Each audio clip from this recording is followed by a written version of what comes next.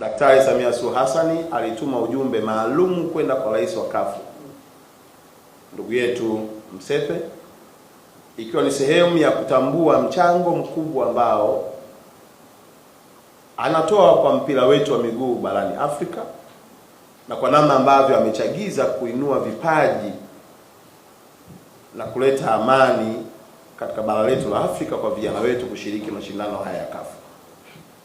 Ujumbe huu maalum yalikuwepo mambo mengi mahususi. Moja wapo kubwa ni Daktari Samia Suluhu Hassan, Rais wa Jamhuri ya Muungano wa Tanzania, kumuonyesha rais wa CAF namna gani yuko tayari kuwekeza kwa gharama yoyote kuhakikisha kwamba Tanzania ina image kwa giant of football Africa na ikiwezekana duniani.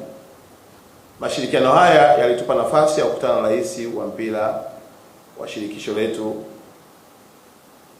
ndugu yetu Msepe, na aliopokea ujumbe wa Daktari Samia kwa uzito mkubwa. Miongoni mwa mambo ambayo tulijadiliana ni pamoja na kuomba CAF kuwa inafanya mikutano yake ya mwaka ndani ya nchi yetu ya Tanzania.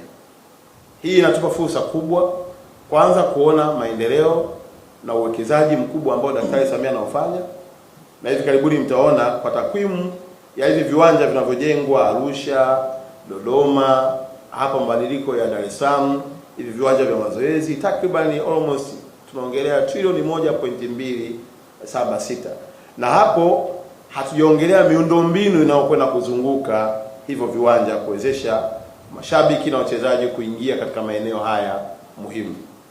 Leo tunakuja na habari njema. Rais wa CAF ndugu yetu Msepe amelizia kuja kufanya mkutano wake wa kamati tendaji hapa nchini Tanzania jijini Dar es Salaam. Na leo tunavyoongea tarehe 9. Leo tarehe 9 timu yake ya sekretari zinaanza kuingia katika jiji letu la Dar es Salaam na tarehe 10, na mkutano wao huu utafanyika tarehe 13 hapa jijini Dar es Salaam katika ukumbi wa Hayati.